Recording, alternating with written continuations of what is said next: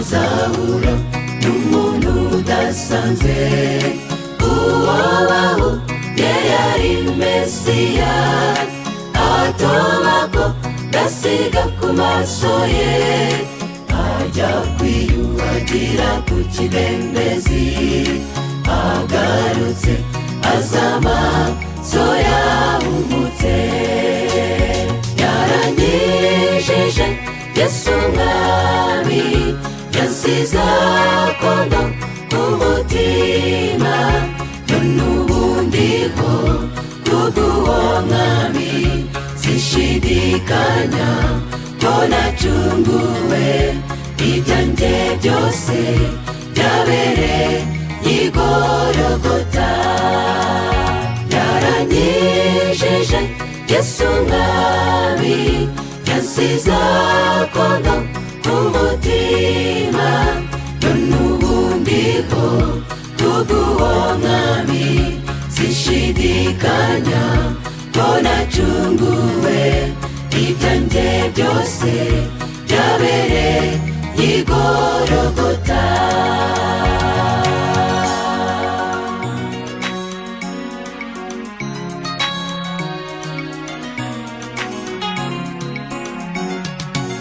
bamubajije uwamukijije ati ni Yesu w'i Nazareti abayuda bati ntabwo akiza nawe ati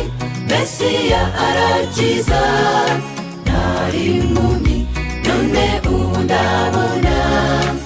arakiza rwose arakiza Mesiya yaranyijije Yesu mwami yansize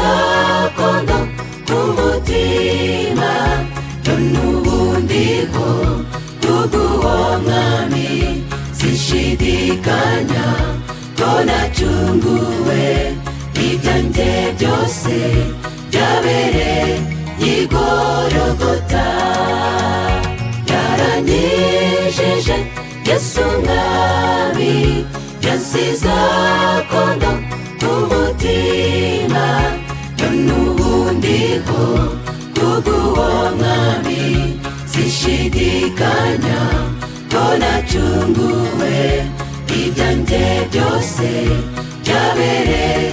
i Gologota